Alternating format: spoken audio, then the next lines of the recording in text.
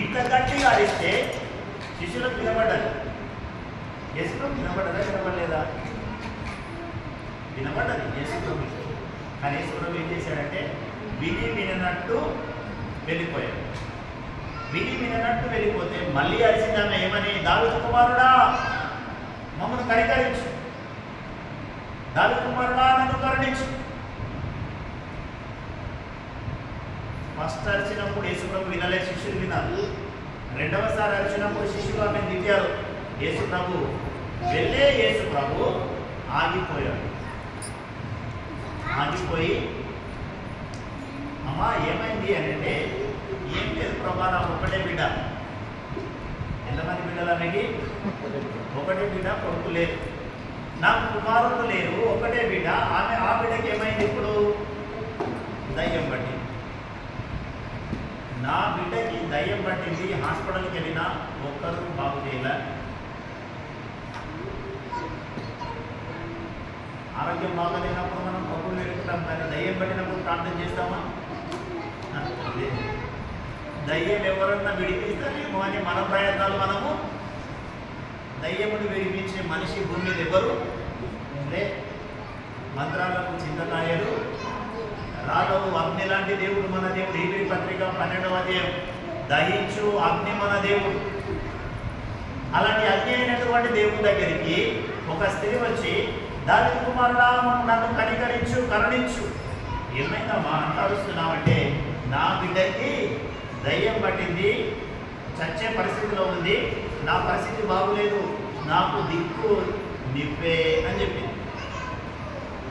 అయితే యేసుప్రభు అంటున్నాడు, నశించిన ఇశ్రాయేలీయుల దగ్గరికే నేను వచ్చాను, కానీ అన్య జనులైన మీ దగ్గరికి నేను రాలేను. ఈ స్త్రీ ఎవరట? యేసుప్రభు అంటే తెలియదు, రక్షకుడు అంటే తెలియదు, యెహోవా దేవుడు వాళ్ళకు తెలియదు, వాళ్ళకు పాట పాడడం రాదు, ప్రార్థన చేయడం రాదు, వాళ్ళు బాప్తిస్మము లేనటువంటి వాళ్ళు, మన దేవుని ప్రజలు కాదు. అందుకని యేసుప్రభు నశించిన ఇశ్రాయేలీయుల జనాంగం దగ్గరికి నేను వచ్చాను, నశించిన దానిని వెతికి రక్షించుటకే నేను వచ్చాను, కానీ అన్య జనులుగా మా దేవుడి దగ్గరికి రానటువంటి ప్రజలకు నేను ఏ పరిస్థితుల్లో బాగు చేసే అవకాశము లేదు. ఈ దయ్యం పట్టిన ఆమె తల్లి, ఈ పాపకు దయ్యం పట్టింది. వాళ్ళు కనానీయులు. కనానీయులు ఇశ్రాయేలీయులు కాదు. ఇశ్రాయేలీయులు కానప్పుడు నేను ఎలా బాగు చేయాలి? నేను కేవలం ఇశ్రాయేలీయులకే బాగు చేయాలి. ఇప్పుడు చూడండి, డాక్టర్ అయితేనేమో ఏ కులంలో బాగులేకపోయినా బాగు చేయొచ్చు కదా. డాక్టర్కి కావాలి పేషెంట్, ఏ కులంతో సంబంధం లేదు. రోగంతో ఉన్నటువంటి వాళ్ళకు హాస్పిటల్ కావాలా, డాక్టర్ కావాలా, కులంతో సంబంధము లేదు. కానీ దయ్యం పట్టిన ఈ పాప తల్లి, దావీదు కుమారుడా నన్ను కనికరించు అని యేసుప్రభు దగ్గరికి వస్తే యేసుప్రభు అంటున్నాడు, అమ్మా నీది ఏ కులము, నీది ఏ మతము, నీవు నమ్మిన దేవుడు ఎవరు అంటే, ఆమె నేను వేరే దేవుని నమ్ముకునేదాన్ని, నేను కనానీయులో. యేసుప్రభు అంటున్నాడు, నేనైతే నీకు బాగా చేయాలి, అయితే నేను నీకు బాగు చేయాలి. అసలు యేసుప్రభు ఏం దేవుడు అండి? ఎవరన్నా ప్రభావం బాగు చేయాలంటే బాగు చేయాలి, కానీ నేను నీకు బాగు చేయాలి అంటారా? అట్లా అనొచ్చా?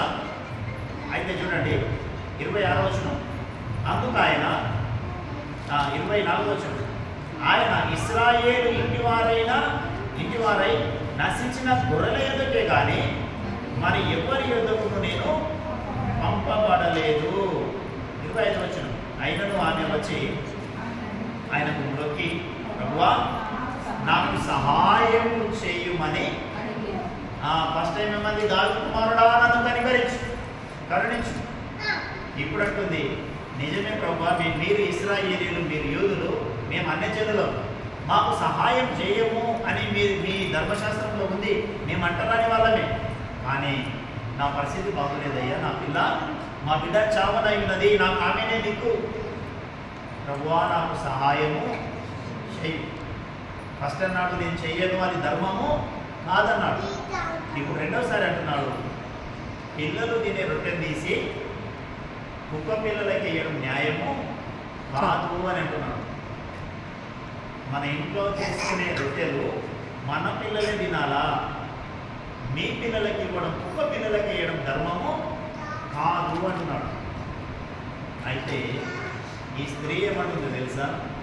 నిజమే ప్రభువా, మీ పిల్లలకు చేసుకున్న మీ రొట్టెలు మీరే తినండి, మీ పిల్లలే తినండి. కానీ మీ పిల్లలు తింటుంటే ఆ రొట్టె విరిగిపోయి ముక్కలు కింద పడ్డది ఏదైతే ఉందో అది మీరు తినరు, మీ పిల్లలు తినరు. ఆ కింద పడ్డ ముక్కలు నాకి ప్రభా చాలు అంటుంది. హల్లెలూయా.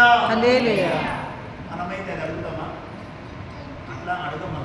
ఈ కనాను స్త్రీ అంటుంది, ప్రభా పిల్లల రొట్టె తీసి కుక్క పిల్లలకి వేయడం న్యాయం కాదు. నేను అంత అడగనంత మూర్ఖురాలనైతే నేను కాను. మీ పిల్లలకి మీ పిల్లలకే. కానీ కింద బల్ల కింద తినే గిన్నెలో నుండి పడిపోతాయి చూడండి, అది నాకు ప్రభా అని అంటే యేసు ప్రభు అంటున్నాడు. వెనక్కి తిరిగి చూసి తన శిష్యులు 12 మంది ఉన్నారు. ఇశ్రాయేలీయులు ఇంకా ఆయనను అనేక మంది ఆయన వెంట వస్తున్నారు.